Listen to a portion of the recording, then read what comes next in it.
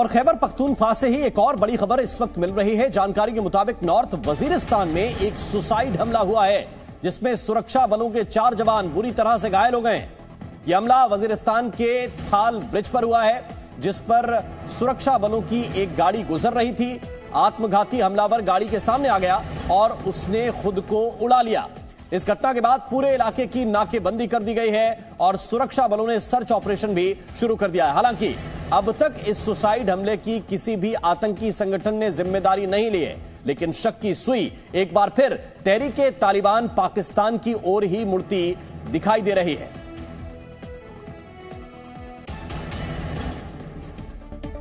चीन के मुद्दे पर विपक्ष ने आज भी राज्यसभा में हंगामा किया। सदन की कार्यवाही शुरू होते ही विपक्षी दलों ने इस मुद्दे को उठाया और चर्चा की मांग करने लगे। जब मांग नहीं मानी गई तो विपक्ष ने सदन से वॉकआउट कर दिया।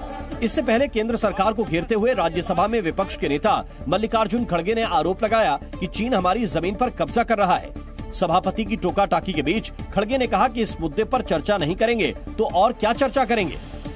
हमारी जगह वो अतिक्रमण करके वहाँ पर पुल बनाए जा रहे हैं, घर बनाए जा रहे हैं, तोपखाने, कारखाने सब बना रहे हैं। तो इसीलिए ये महत्व का मुद्दा है। अगर ये चर्चा नहीं करेंगे फिर किसको देंगे।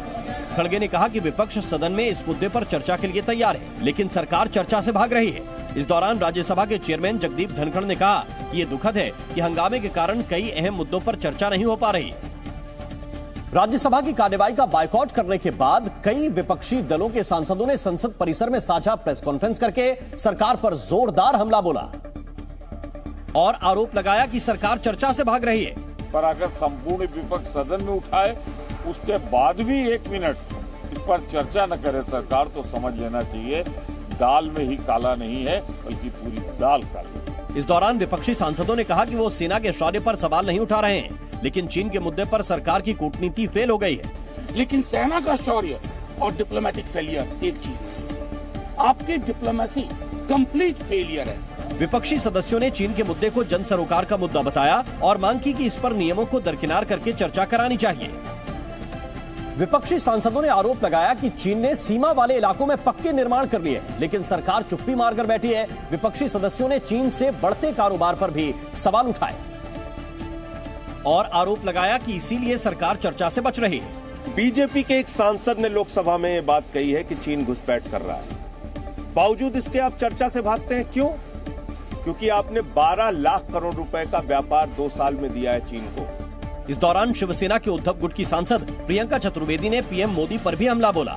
क्यों है कि प्रधानमंत्री नरेंद्र मोदी जी जो 2014 से पहले लाला लांग की बात करते थे, आज लाल कुर्ता पहनकर अपनी कुर्सी छोड़कर शी जिनपिंग के साथ हाथ मिलाते हैं ब्रिक्स समिट में, और फिर इस तरीके का हमला हमारे साथ होता है। राज्यसभा में विपक्ष के हंगामे और सदन से बायकॉट करने पर केंद्रीय मंत्री पीयूष गोयल ने विपक्ष पर पलटवार किया। उन्होंने आरोप लगाया कि विपक्ष हताश हो गया है, इसलिए ओछी राजनीति पर उतर आया है।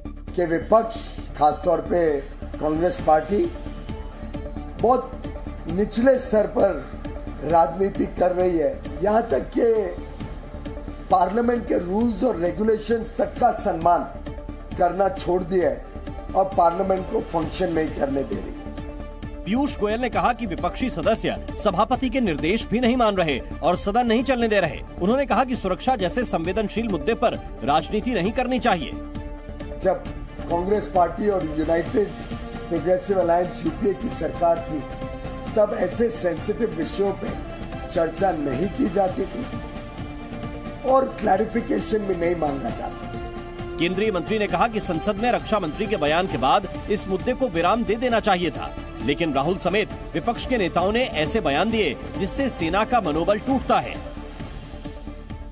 एलएसी पर चीन की नापाक हरकतों को देखते हुए भारत सरकार अब सीमा की निगरानी के लिए नौसेना की भी मदद देगी। जानकारी के मुताबिक नौसेना ने कहा है कि सेना की जरूरत के मुताबिक एलएसी पर लंबी दूरी तक पेट्रोलिंग करने में सक्षम P-81 एयरक्राफ्ट तैनात किए जा सकते हैं। भारत ने अमेरिका से करीब 26,000 करोड़ रुपए के सौदे में 12 P-81 एयरक्राफ्ट खरीदे हैं। पनडुब्बियों का शिकार करने के लिए खरीदे गए P-81 aircraft harpoon missile, MK-54 torpedo और रॉकेट से लैस हैं। साथ ही नौसेना ने LAC की निगरानी के लिए सी गार्जियन ड्रोन तैनात करने की भी बात कही है।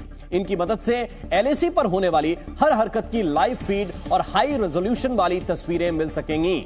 इनके अलावा इजराइल में बने हेरॉन ड्रोन भी चीन की हर चाल की पोल खोलने में मदद करेंगे। सूत्रों के मुताबिक इन टोही विमानों और ड्रोन्स की मदद से लद्दाख, सिक्किम और अरुणाचल प्रदेश में LAC पर नजर रखी जा सकेगी। साथ ही नौसेना के पास MQ-9B सी गार्जियन ड्रोन भी हैं। 5500 नॉटिकल मील की दूरी तय कर सकते हैं और 35 घंटे तक उड़ान भरने की ताकत भी रखते हैं। छपरा में जहरीली शराब से हुई मौत के बाद पुलिस एक्शन मोड में आ गई। बिहार के मुजफ्फरपुर में पुलिस टीम ने पिकअप वैन से 112 कार्टन विदेशी शराब के साथ एक शख्स को गिरफ्तार किया। शराब को जब्त करने के बाद अब पुलिस गैंग में शामिल बाकी लोगों को ढूंढने की कोशिश कर रही है। पंजाब के गुरदासपुर में 2 जगह पाकिस्तानी ड्रोन देखे गए। हालांकि घुसपैठ की फिराक में आए ड्रोन पर BSF के जवानों ने जमकर फायरिंग की और नापाक इरादों को नाकाम किया। घटना के बाद BSF का सर्च ऑपरेशन जारी है। गाजियाबाद के कौशाम्बी में चोरों ने एक ज्वेलरी की दुकान को अपना निशाना बनाया। शातिर चोरों ने दुकान के शटर और ताले को तोड़कर करीब 30 लाख के सामान पर अपना हाथ साफ किया और फरार हो गए। बिहार विधानसभा के शीतकालीन सत्र के आखिरी दिन भी जहरीली शराब से हुई मौतों का मुद्दा गूंजा। बीजेपी ने जहरीली शराब की वजह से जान गंवाने वाले लोगों के घर वालों को मुआवजा देने की मांग की और अपनी इस मांग को लेकर बीजेपी के विधायक सदन में वेल तक पहुंच गए और नीतीश कुमार सरकार के खिलाफ नारेबाजी शुरू कर दी। छपरा में जहरीली शराब से हुई सैकड़ों मौत की जांच के लिए न्यायिक जांच आयोग गठित की जाए। कार्यस्थगन भी आया है महोदय और पीड़ित परिवार को मुआवजा दी जाए। सदन में इस पर विमर्श हो।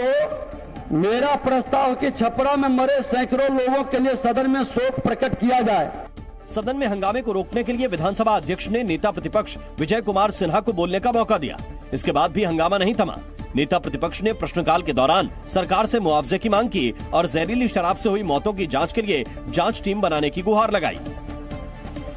विपक्ष ने जहरीली शराब के मुद्दे पर नीतीश सरकार को तो घेरा ही, विधानसभा अध्यक्ष के रवैये पर भी सवाल उठाए। नेता प्रतिपक्ष ने आरोप लगाया कि सदन में उन्हें बोलने से रोका जा रहा है, जिसके बाद विधानसभा अध्यक्ष अवध बिहारी चौधरी और नेता प्रतिपक्ष विजय कुमार सिन्हा के बीच बहस भी हुई। विजय कुमार सिन्हा ने आरोप लगाया कि विधायकों की आवाज दबाने से सदन की गरिमा धूमिल हुई है।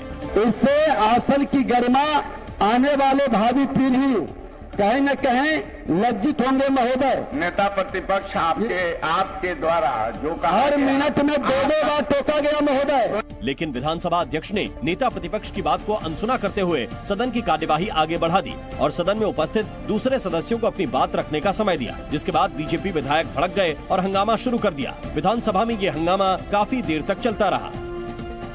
इस बार बीजेपी विधायक हाथ में सरकार विरोधी पोस्टर लेकर वेल तक पहुंच गए और सदन में पोस्टर दिखाकर हंगामा करने लगे। आप उस पोस्टर को नहीं आप पोस्टर ले लीजिए। जिसके बाद विधानसभा अध्यक्ष ने सदन में तैनात सिक्योरिटी गार्ड और मार्शल को पोस्टर छीनने का आदेश दिया। विधानसभा अध्यक्ष ने कहा कि सदन में कार्यवाही के दौरान पोस्टर लेकर आने की इजाजत नहीं है। ले लीजिए, मार्शल पोस्टर लीजिए, पोस्टर लीजिए, उठाइए, उतारिए, हटाइए, पोस्टर उठाइए। पोस्टर लेकर आना सख्त मना है, नियम के विरुद्ध है। लेकिन बीजेपी विधायक सदन की कार्यवाही के दौरान पूरे समय हंगामा करते रहे, जिसके बाद विधानसभा अध्यक्ष ने सदन की कार्यवाही को स्थगित कर दिया और बीजेपी के व्यवहार को अलोकतांत्रिक बताया। प्रश्नकाल चल रहा है, माननीय सरकार ने तैयार होकर के आपके प्रश्नों को जवाब देने के लिए तैयार है, परंतु जनहित में आप काम नहीं कराना चाहते हैं। सदन में शराब पर हंगामा हुआ तो सदन के बाहर भी जहरीली शराब से हुई मौतों का मुद्दा गूंजा।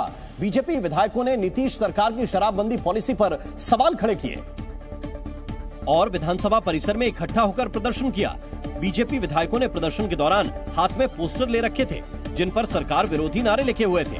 बीजेपी विधायकों ने सवाल उठाया कि जब बिहार में पूर्ण शराबबंदी लागू है तो फिर जहरीली शराब कहां से आई।